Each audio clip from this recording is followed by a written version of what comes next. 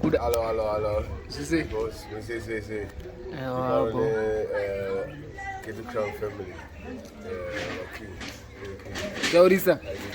Saka utaura utaura nini? Taura neuyu. Nai. Nani? Nduna.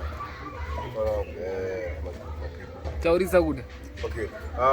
Jolly thanks. Kuna Miss sister. What's me my Ndiyo ku. Ku Scotland. Adokutenda ikwazi ukuthi makabatsira ngokuthi obatsira utende ikwazi. God bless you. Okay. Mali. 10.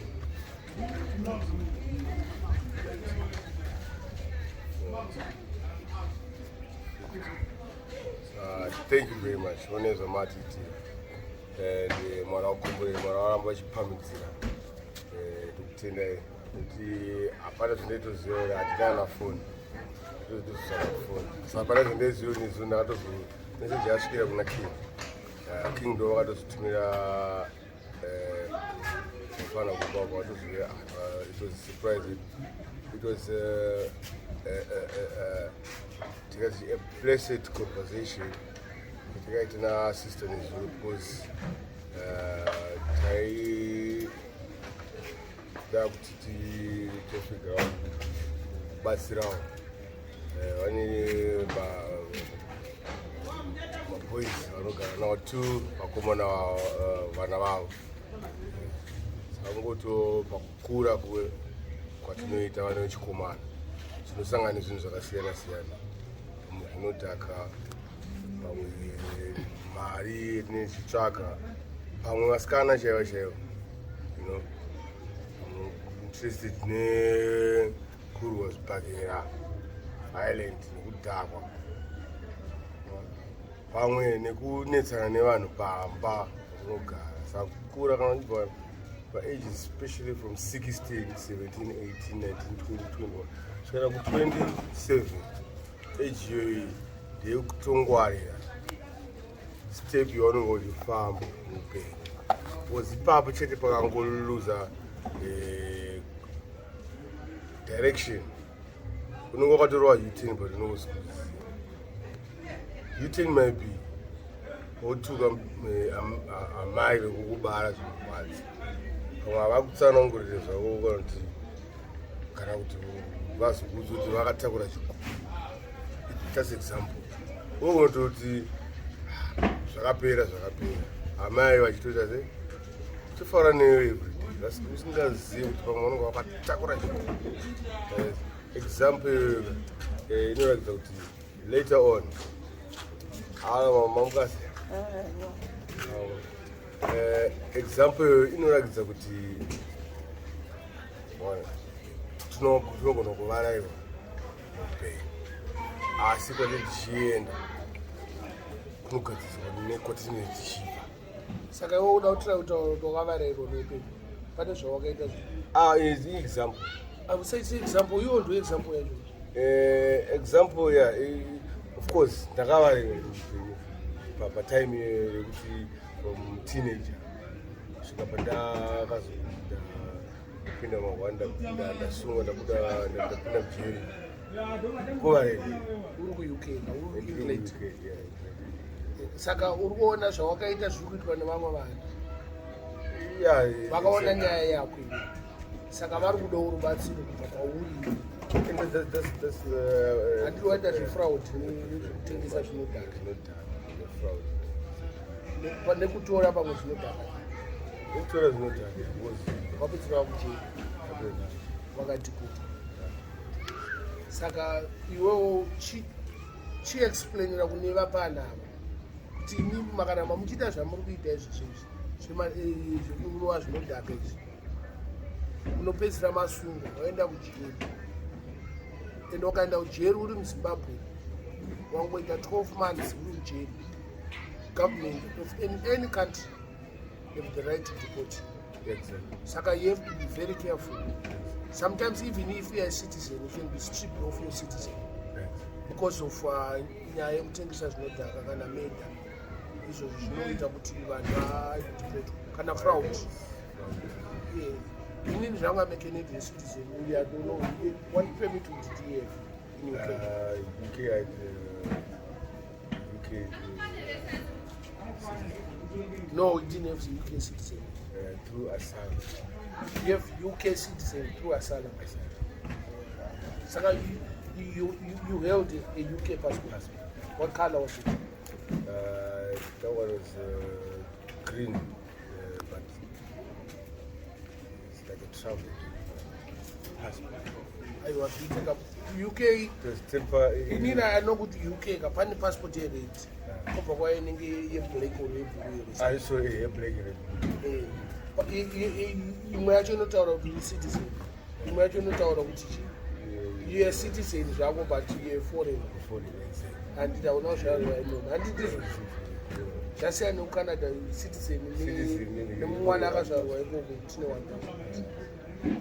Yeah, back to nyaya yako ini. Wewe wakatengesa zvinodhaka, wakarova zvinodhaka, wakaita fraud.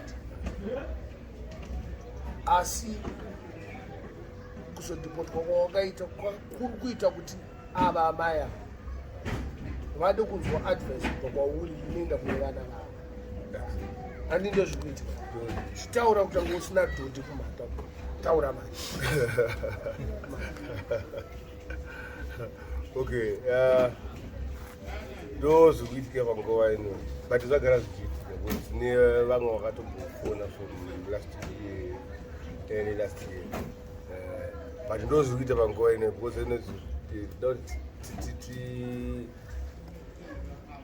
they find out how we can help through my experience, through communicating with her and the kids, the common. I understand.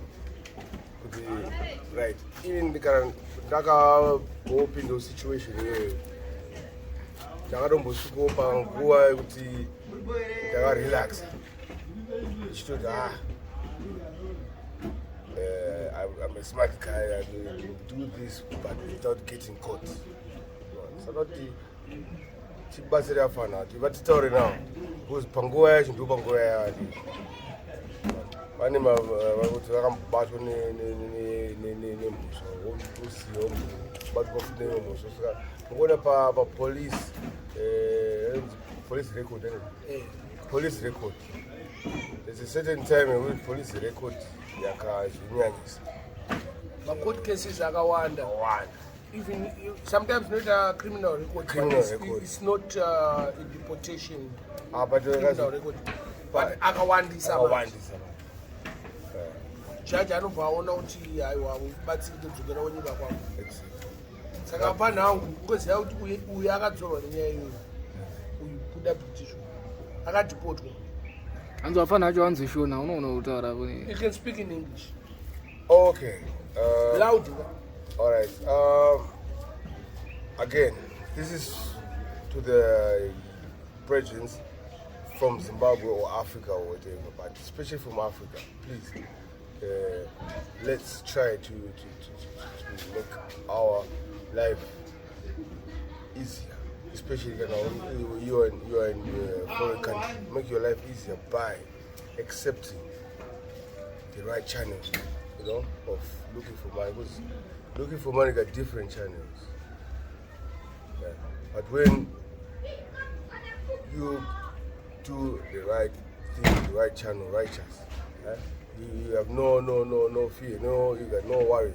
You don't look over your shoulder, or you don't get deported like I was, because if you mess up in those countries right now, they're not giving out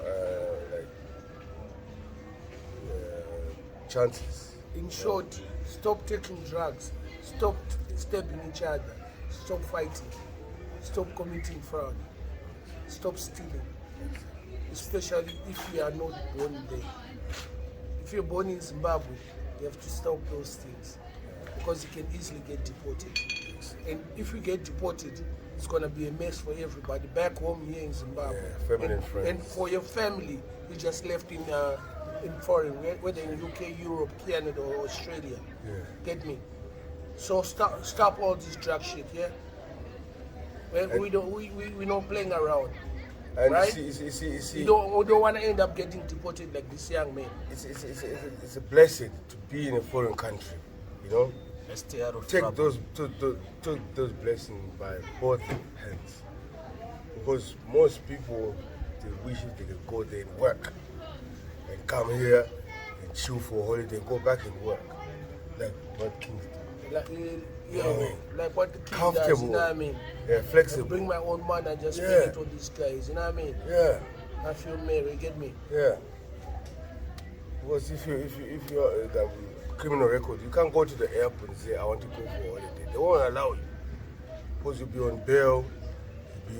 Court cases coming up. Accusations, Yes. you know what I mean? Yeah. The bail conditions might not even allow you to go 5 kilometers away from you. Yeah. You gotta take. So you you gotta have to be stay careful, around man. it. You have to be Hey, young careful. man, I'm talking to you. Yeah, for real. I'm 52 years old. Yeah, I'm I 39 know years old. I've been around those people, man. Take heed. I've been in prison, and I say prison is no better road. Me too, man. I've been in jail, man. Yeah, it's no good place to be. Okay, thank you so much, Glitz. Thank you, and thank you to sister.